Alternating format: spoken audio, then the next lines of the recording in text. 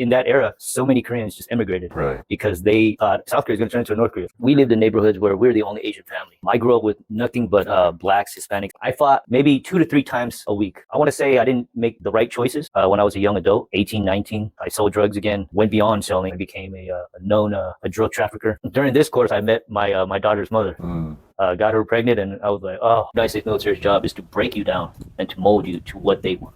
They'll break you down mentally, physically, emotionally. So I work for Warner Brothers Discovery.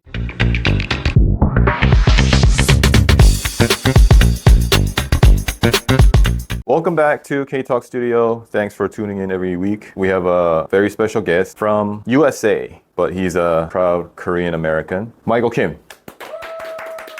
Hi, everyone. Thank you for having me. Thank you for the invite, Jason. Can you briefly introduce yourself? Yeah, my name is Michael Kim, originally from America. Lived half my life in Texas, the other half in Chicago. I work for Warner Brothers Discovery. I'm an IT server engineer. Been working with them for about 4 years in Korea now. I have 2 children back in the States, fully grown, so independent children. But yeah, that's about it. Okay, so we have 보쌈, and we're drinking again, but last time we drank so much. But he was like, F you, everybody. I was like, that's what I'm trying to do. Like, hey, wait. You want to do this? I'm good. Like, I'm good. We're gonna take it slow this time. So let's eat and drink. Cheers. Cheers. Do you know how your parents moved to the United States? Yeah, I do. Both my parents told me in the past. My father owned a bread factory in Korea. From what they told me, it was profitable. They were doing good. But my father, he was also engaged in illegal activities, so like organized crime. Korean government, they treated my father as he was using the bread factory as like a front. But this was a legitimate business because he had inherited it from my grandfather. He left that one to my father, but the government didn't think. They said, okay, maybe in the beginning, originally, yes, but because they knew my father's activity, they tried to pin it down on him. So my father, he got very frustrated. They tried to imprison my father. So my father, he told my mother, I'm selling the bread factory and we're moving to America. And at that time, my father had one older sister living in America. I guess he had talked to her, said, look, this is my situation. I need to go over there. When they went to America, they stayed in my aunt's rental home for a bit until my parents could kind of get adjusted and figure out how they're going to do, because he had money, but it was stuck in Korea. And, back then it wasn't real as easy as now, right? Like wire transfers and stuff like that. So it took a while for them to get the money to America. So the little money that he was able to take at the time, he just threw it all in, and he went to a bank and talked to a loan manager. He said, look, I have this, I have more money coming, but I need you to take a chance with me. What they told me was loan manager took a chance on my father and gave him a business loan. And they opened up a small little Asian grocery store at first. And they prospered on that. That's how they started off. How did your mom react to the idea of moving to another country? She really liked the idea. In their time, even though Korea was a democratic country, it was under a dictatorship. She wasn't happy with like the situation of Korea, and as what they told me, in that era, so many Koreans just immigrated, right? Because they thought South Korea is going to turn into North Korea. A lot of them, lived through the Korean War and stuff like that, and they're like, no, we don't want to go through that again. So they jumped ship as fast as they could. Of course, it was a culture shock to both of them, but they realized that it was going to be hard at first, right? But they were doing it because they wanted their kids to have a better future, right? Better life, and not be under a dictatorship. So were you born in America, or were you actually born here? No, I was born in America. Did your parents ever share how hard it was in the beginning? My father, he's old school Korean. He didn't really have much to say. Didn't show any really emotion. He was a real hard guy. He cared for us. He showed his love for us in his own way, right? never said I love you, the words I love you, but he showed it to us in his own crazy, chaotic way at times. And he was chaotic at times. He went to Vietnam and, so it changed his brain a little bit. He had issues with drinking and stuff like that. Yeah, my father, he never really talked about things like that. How was it for you growing up in America? It was real hard. We lived in neighborhoods where we're the only Asian family. I grew up with nothing but blacks, Hispanics. I think there was I had a couple of white friends, but it was tough because at that time, blacks and Hispanics, they were very ignorant to like Asian culture. Yeah. Looking back now, I can't really blame them because even though we were kids, it's their parents that were ignorant also. They're just, they're absorbing what what their parents are teaching them. So as an adult, looking back, I can't really be mad at them. But at the time growing up, yeah, I would be really angry. I'll be pissed off. And I fought a lot. I think 1 year, I fought maybe 2 to 3 times a week, every week for like a whole year. This is how I earned my respect in the streets. Yeah. And, I didn't win all the fights. Just at that time, I had that mentality of, I'm not going to take any shit from anybody. Just because you're Hispanic or you're black does not mean that you're better than me or that you could just bully me. My father would beat me up at home if he found out that I just gave up without trying. I kind of appreciate that upbringing, to be honest with you, because if I didn't have that upbringing, I don't know if I would be the man that I am now. I'm confident when I approach situations. My life, as in general, has been, somewhat chaotic. I've been thrown curveballs at me for my whole life, and I just kind of take the bat and just swing at it, and staying positive all the time. Sometimes I hit the ball, sometimes I don't, but just being proactive at it. So a lot of us in the modern days or this era, we live in chaos, right? The problem is that a guy like you can find the calmness in the chaos, right? But then a lot of people can't. So if you could give an advice. Chaos is everything bunched up together, right? And, that's why they just don't know how to control it. Well, take a step back and then dissect it out. Get rid of the things you don't need, right? And focus on the things that you do need that are important to you. Everything else is just bullshit. It comes and goes. Even friends. Right. Friendship can be chaos, you know what I mean? You're not good, man, in my life. Like, you don't make my life better. So I have to cut ties with you. You grew up and became an adult. What did you do in America? I want to say I didn't make the right choices when I was a young adult, 18, 19. I sold drugs again, went beyond selling. I became a known drug trafficker, then got in trouble for that. Had to do a little bit of time. Did that, got out. Now I need to really get my shit together. Right? Do you think doing time changed you? Yeah, it absolutely changed me. It made me see a different perspective on life, because I was in there with murderers, rapists, you name it, you're in there with them, all bunched up together. So, I served time with guys that are serving 4 life sentences. You know what I mean? It's like, wow. Yeah. He's got nothing to lose. This guy could stab me tonight, and what are they going to do? Give him another life sentence? Yeah. When I got out, I said, okay, I'm going to try to go to school again. So I enrolled, got into school, but I had to work and pay for it myself. During this course, I met my daughter's mother. Got her pregnant, and I was like, oh, God, what is going on? So, when was this? How old were you? I was about 20. 20, wow. Yeah. Mom and dad are heavily Christian. So we have this shotgun wedding. Parents are adamant about us being married. Before the child was born? Yeah. Oh, wow. So I'm like, I don't want to marry her. So reluctantly, I said, okay, let's get married. We just went to the courthouse and, justice of the peace wedding, had her parents, my parents, which they were infuriated. Got married, and then had my daughter was born, right? Then about 6 months after, she disappeared out of my life, out of my daughter's life. Didn't know where she went. For 18 years, didn't know where she went. What? Found out later, years later, that she was living in California with a new husband. Oh, wow.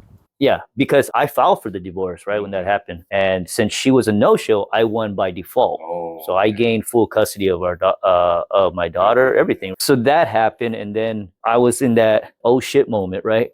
What do I do? I have this baby here. I need to figure something out. And so I made the choice to join the military. And as tough as it was, I figured like this was probably like the best option to have like a normal or secure life for her. I had a conversation with my parents and her mom's parents. As religiously fanatical as they are, they're good people. Their intentions are, the heart is in the right place. I have no ill will towards them. Matter of fact, we have a good relation to this day. So I spoke with them. I told them what my choice is, and I told them appreciate if they can help me out with my daughter since I have to go through the boot camp and all that stuff. They were very happy. They were like, absolutely. I said, I want to make this very clear. At no time does your daughter come to see my daughter, pick her up, nothing. She has no rights. She's lost all parental rights. If she does, that is kidnapping. I would charge her for kidnapping. And your daughter will go to prison for 15 to 20 years for kidnapping. I will make sure of this. And they were like, no, that's not going to happen. And they kept their word. Never happened. Matter of fact, they didn't even talk to her for like years. You went to the U.S. military, and I went to Korean military. As you probably know, Korea, it's mandatory. Right. All men have to go. And even BTS went. And did they? I thought they got exempt. No. I was actually rooting for them to be exempt, but it didn't happen. And like I told you last time, I got paid less than $10 per month. Right. Right? And when I was a sergeant, which lasts about 6 months, back in my time, I got paid close to $20. Wow. Right? So a $10 jump. So let's talk about the U.S. military. A lot of people kind of fantasize going to the U.S. military because U.S. military, they pay their soldiers a lot more and there's a lot of benefits, right? Mm-hmm. So let's talk about what your military life was like. The United States military's job is to break you down and to mold you to what they want. Whoever you think you are when you get off that bus, you're nothing. They want you to become nothing. They'll break you down mentally, physically, emotionally. Do a lot of people quit? Yes. The thing is if you quit, you get penalized, right? You could serve jail time. But it depends on the situation. If you are kicked out for reasons other than like physical injury, stuff like that, you can go to jail because they see you as a defector. A traitor. Okay, how long is the actual service time? Depends on your contract. Minimum is 2 years. Kind of like Korea then. Huh? Yeah, but yeah, you'll get paid a lot more. Entry level soldier will get paid between $1,200 to like $1,500. It's not that much, but everything is paid for. Right. After the 2-year contract, are you given the option to you can renew? Resign? Right. So they'll usually give you what's called a re-sign bonus, and depending on your MOS, your job, some can be like a $5,000 bonus, some can be like a $40,000 bonus. Yeah, they get paid a lot more, especially like if you have children and you're married. It's a huge difference in pay. We're talking thousands of dollars. So let's move on. All right. So post-military. Got out, took a little time off. I did some traveling with my kids. So at this time, when I got out, I had a daughter and a son now. So my son was like a newborn, like a baby still. So yeah, I did some traveling. I had money saved up because I can't spend it anywhere. Only I was sending money back home for your daughter. Yeah. I did a little traveling because I learned that if we stay out of the U.S. 325 days out of the year, we don't pay income tax. So this is a loophole I found out. I was like, oh, this is awesome. I remember I told my guys, I was like, hey, who's not going home for their time off? And pretty much like all of them raised their hand. I was like, you guys want to go to Thailand? They were like, really? I was like, let's go to Thailand, man. I had a blast, you know what I mean? I told him, I was like, just be careful. The girls that you talk to, some of them might be guys. So, lady boys. I did that like one time, but usually I would fly back as much as I could. But talking about that now, the regret I have is that my daughter missing out on certain things. Right? Can you send a message to your daughter? Hi, Asia. It's your dad. Yeah, just having a fun conversation with Jason here. Don't mind me. Dad's just being dad. I love you. I'm proud of you, the person you are. The great things that you have done, the great things that you will do in the future. Always know that your dad's got your back. Love you. Now you're here in Korea, and you've been here for about 4 years? No, I've been here 6 years. 6 years? Yes. Okay. So what made you decide to come back to the motherland? My parents, they somewhat celebrated like Korean holidays, like the passing of my grandfather, the grandparents and stuff like that, their death days. But I always I knew what we were celebrating, but I didn't fully understand it. As I got older and 2017, my daughter going to college, my son, he's getting up there also. And I said, well, I kind of have to let them go and, spread their wings and let them experience life because that's how I experienced it, right? So I have nothing to do anymore. So I told my mom, well, Mom, I think I'm going to go to Korea. She was like, why? I'm like, I don't know, because you made me like go through these holidays and I don't have any understanding of it. So maybe if I go to Korea, I can actually educate myself and speak to like local Koreans and get educated by them. I just want to experience Korean living, the stresses of a Korean person. What do they deal with? So I wanted to experience that, and yeah, I'm experiencing it now. How do you like it? No, I embrace it. I embrace it, Jason. My life, I've been through so much stressful situations, so this is, I can be stressed, but on a scale of 10, it's probably like a 2-3 level. So I embrace it. So I love it actually.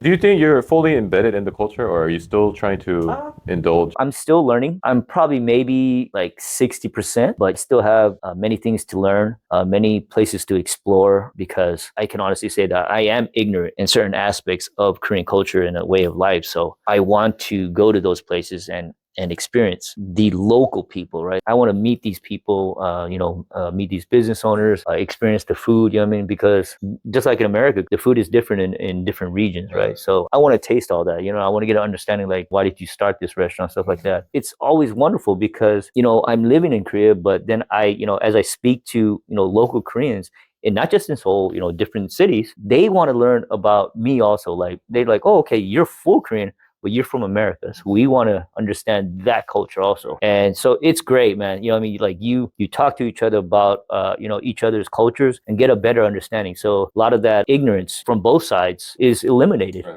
You get a better understanding of each other. And I think that's like awesome. It's been like this for a while, but we don't ask enough questions. And we're not ready to listen. People like talking, but they don't try to listen. If people were more willing to listen to one another, I think a lot of problems will be solved. Yes, 100% agree.